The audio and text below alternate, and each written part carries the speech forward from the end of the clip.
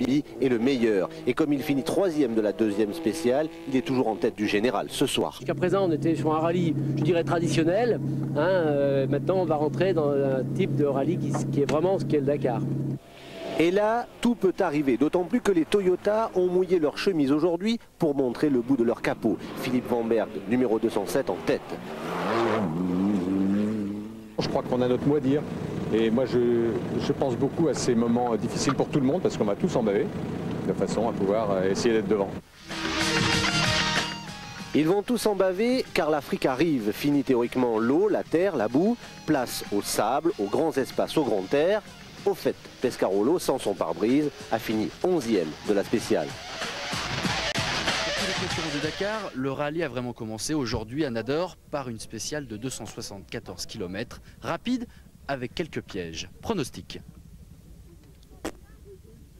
On va pas s'amuser à jouer tout de suite au pronostic. Un favori pour aujourd'hui? C'est la question du jour.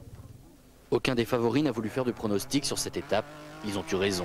À l'image de Bruno Sabi, leader de l'épreuve, les pilotes ont attaqué dès le départ de la spéciale. Mais aujourd'hui, si les pistes étaient rapides, les pièges étaient nombreux. Sabi a pilé, presque à temps. Il a perdu quelques secondes. Le principal événement de cette première spéciale africaine entre Nador et El Rachidia au Maroc, eh bien, ce sont les problèmes des Toyota officiels. Les Land Cruiser de Philippe Van Berg et Josep Maria Servia ont tous les deux connu des problèmes de suspension avant cassée tout simplement. Deux Land Cruiser qui termineront très loin. S'ils terminent, Van Berg était 4e du général, Servia 5e du général. Eurosport vous donnera. Non, c'est toujours dommage. On a sur un terrain très plat, il n'y a aucun problème. On a un triangle avant droit qui s'est affaissé, certainement pas qui s'est cassé, une pièce qui s'est barrée. Donc on a arraché tout le demi-train. Donc avec Polo, on essaie de réparer. Ça fait 2 heures qu'on est là maintenant. C'est un support de rotule en fait qui s'est dévissé sur le Toyota Land Cruiser Evolution de Philippe Van Berg. Philippe Van Berg et qui nous avouait la veille qu'il espérait bien remporter ce Dakar 1998. Malheureusement, eh bien, c'est maintenant mal parti pour Philippe Van Berg. Le seul objectif du team Toyota France est désormais de tenter de revenir le plus rapidement sur la tête de course. C'est ce qu'a annoncé le team manager Bruno Picard.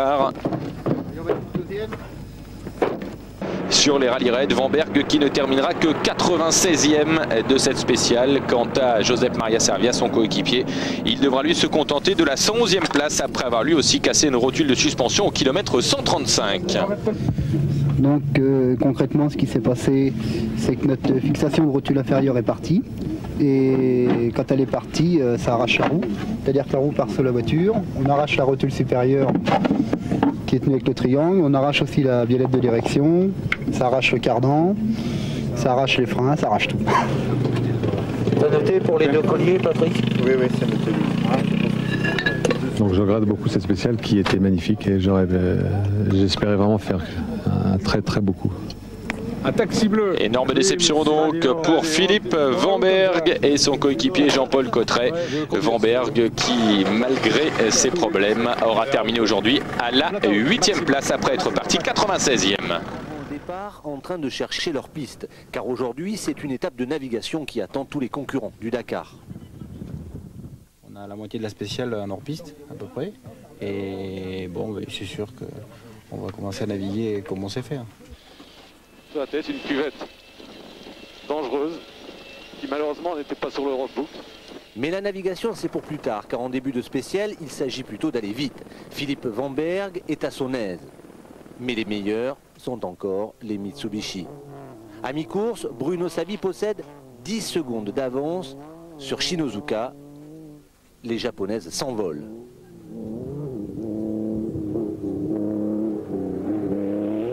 Kilomètre 305 sur le côté de la piste, 2 flèches rouges sont arrêtées. Servia et Van Berg qui vient de casser un roulement de boîte, il attend son camion. On a fait 250 km absolument plat comme la main, à fond. Donc est-ce qu'il y a eu un échauffement de roulement? Est-ce que... Je ne comprends pas tellement. Jean-Louis Chesser non plus ne va pas trop comprendre. Pour beaucoup, cette étape était pour lui. Il marchait bien, mais en fin de spéciale, il s'est un peu perdu. que l'on retrouve tout de suite. Très bien, écoutez, j'espère que cette journée se passera bien pour nous. 500 km, je pense que si tout va bien, elle va être faite en 5h, 5h30. Je fais ma course, je ne m'occupe pas des autres. Vous voyez, hop, là, voilà, vous voyez le genre de choses qui peuvent vous mettre sur la tête, une cuvette dangereuse, qui malheureusement n'était pas sur le roadbook. Mais ça, c'est comme ça. À ce moment précis, tout allait encore bien pour Philippe Vanberg et nous allons voir dans quelques instants que les choses se sont gâtées un petit peu plus tard. Contrôle de passage pour Jean-Pierre Fontenay. Jean-Pierre Fontenay qui fait une spéciale superbe, probablement galvanisé par sa victoire d'hier. Il pointe ici devant Bruno Sabi, puis c'est au tour de buggy de Jean-Louis Schlesser de pointer au contrôle de passage. Schlesser qui devance Kenjiro Shinozuka. Shinozuka qui aura été contrarié par des petits problèmes de boîte de vitesse. Et nous allons retrouver tout de suite Philippe Vanberg. Et cette fois-ci, les choses se sont considérablement gâtées pour le pilote Toyota.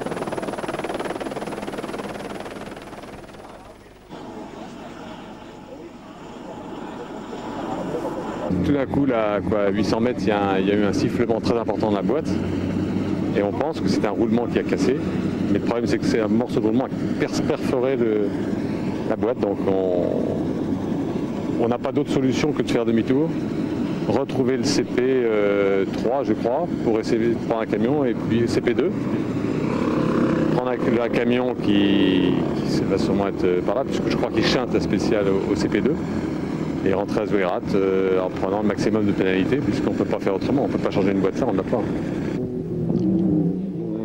Et puis c'est l'arrivée à Zouérat, après 494 km de spéciale, une très longue spéciale de navigation, avec, vous l'avez vu, beaucoup de sable, beaucoup de dunes et beaucoup de pièges.